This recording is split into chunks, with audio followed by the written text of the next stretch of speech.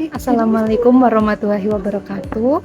Perkenalkan kami dari kelompok PPL SMP Negeri 1 Tugu Turi. Di sini izin mempresentasikan hasil diskusi kami pada topik 2 bagian demonstrasi kontekstual dalam LK 2.4 dan LK 2.5 pada pembelajaran sosial emosional. Saya Dian Arifiani bersama dengan teman-teman saya, Mbak Himatul Faikoh, Mbak Indah Tri Apriliani, Mbak Ismatul Maula, Mbak Putri Izzatul Aulia, dan Mbak Tamalia Wahyu Utami. Baik, langsung saja untuk pertanyaan yang pertama, apa saja tantangan bagi guru untuk menjadi contoh atau teladan khususnya dalam hal sosial emosional? Kelompok kami membagi menjadi 4 tantangan. Tantangan yang pertama yaitu seorang guru harus memiliki keterampilan mengenali potensi diri untuk membangun kompetensi sebagai seorang individu yang dapat mengelola, dapat memahami, dan mengerti tentang kondisi sosial emosional, baik itu secara pribadi maupun dari sisi siswanya. Kemudian tantangan yang kedua adalah kemampuan mengelola berbagai ekspresi emosi dengan tepat. Jadi ada banyak ekspresi seperti marah, kecewa, ragu, sedih, dan lain sebagainya. Jadi seorang guru itu harus bisa menempatkan ekspresi-ekspresi itu. Kemudian yang ketiga adalah tantangan bagaimana menyesuaikan diri dalam mengatasi berbagai kondisi yang tidak ideal atau kondisi yang mungkin saja di luar kendali kita sehingga dapat terwujud keselarasan dalam hubungan sosial. Kemudian tantangan yang terakhir yang keempat adalah memiliki keluasan dalam bersikap dan juga berinteraksi, namun tetap menjaga norma-norma dan juga batasan. Jadi ada kalanya seorang guru itu bisa menjadi teman bagi siswanya, tapi juga punya batasan bahwa dia itu adalah seorang guru. Baik, selanjutnya adalah kasus yang berkaitan dengan pengalaman ketika kami mengajar.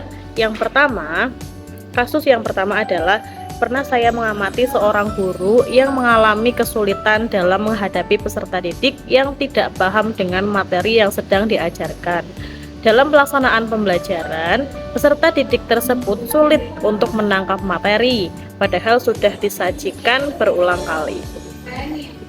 Kemudian, contoh kasus yang kedua adalah pernah saya mengamati teman sejawat ketika sedang melaksanakan pembelajaran, lalu mengalami kesulitan mengelola peserta didik yang sangat sulit untuk dikendalikan.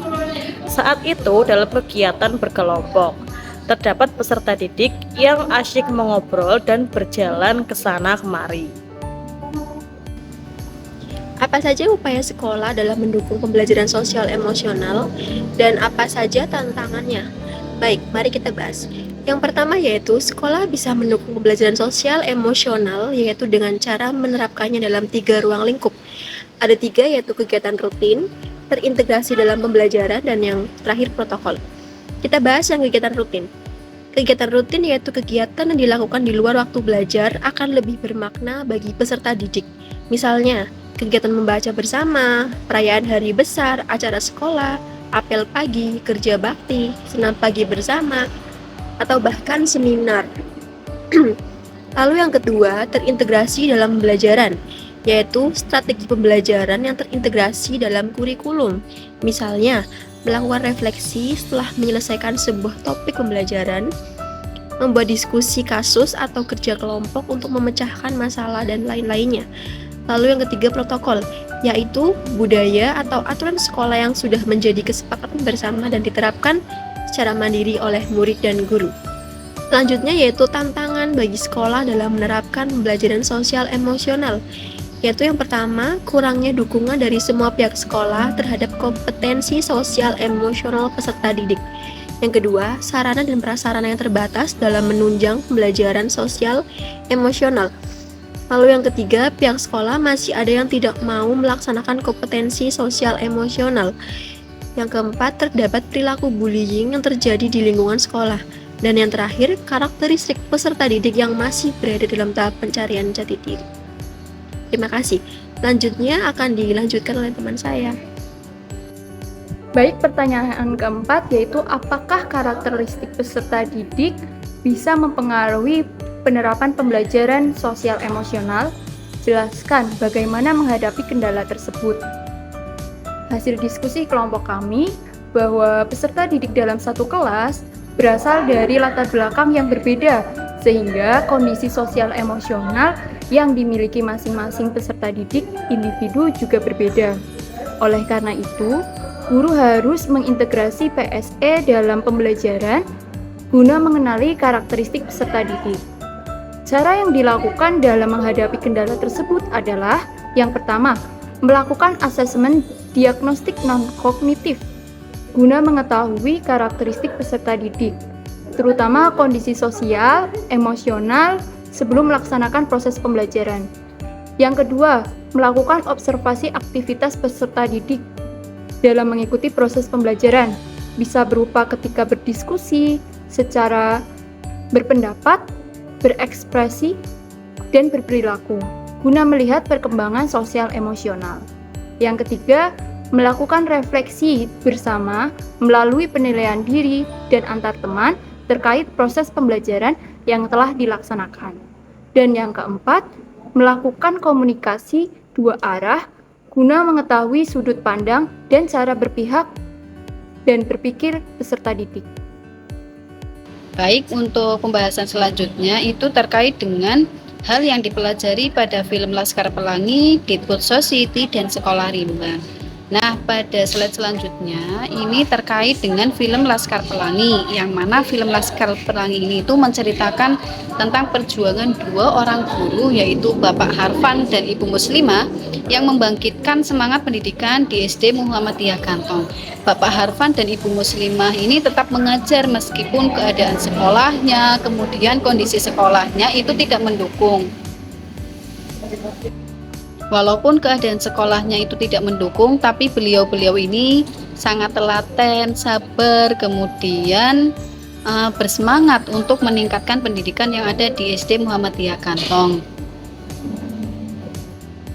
Nah, Bapak Harfan ini itu merupakan guru sekaligus kepala sekolah yang memiliki sifat telaten dan sabar. Beliau ini juga mengajarkan ilmu agama pada murid-muridnya. Nah, Bapak Harfan ini berpendapat bahwa pendidikan agama dan budi pekerti bukan sekedar pelengkap kurikulum. Nah, kecerdasan bukan hanya dilihat dari angka-angka, namun juga dilihat dari hati. Sedangkan Ibu Muslimah ini merupakan guru yang sabar dan telaten dalam mendidik muridnya. Ibu Muslimah sebagai guru mendukung dan sangat mengapresiasi segala bentuk kreativitas dari peserta didiknya, baik dalam bidang akademik maupun non-akademik.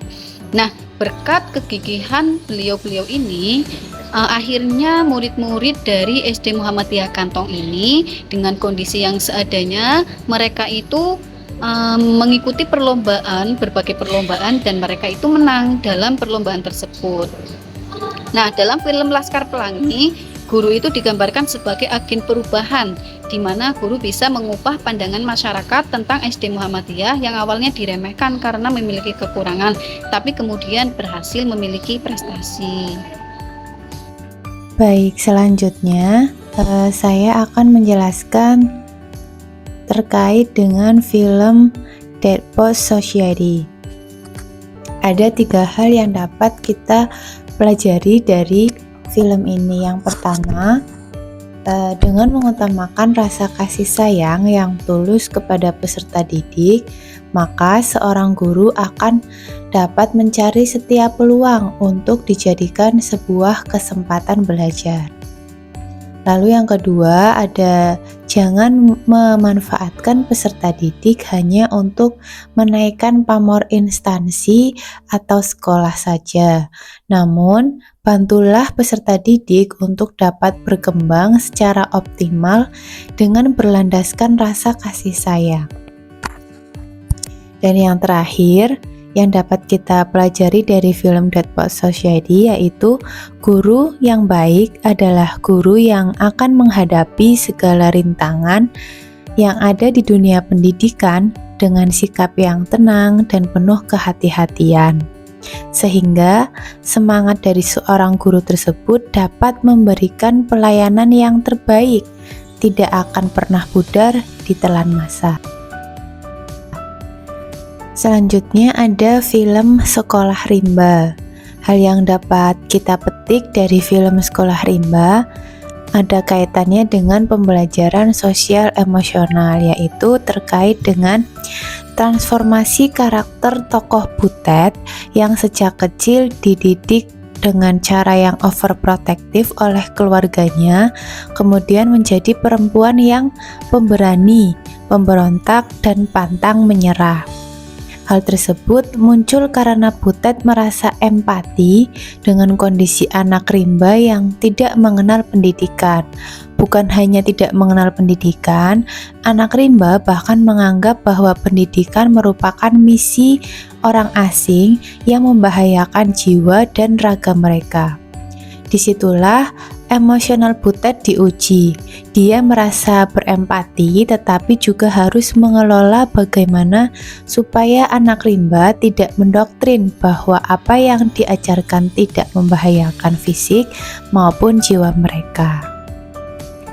Sekian pemaparan dari kami terkait dengan tantangan pembelajaran sosial emosional, dan ada beberapa kasus yang kami bahas serta hal-hal yang dapat kita pelajari dari beberapa film yang terkait dengan pendidikan. Kurang lebihnya kami ucapkan mohon maaf dan terima kasih telah menyimak penjelasan dari kami. Wassalamualaikum warahmatullahi wabarakatuh.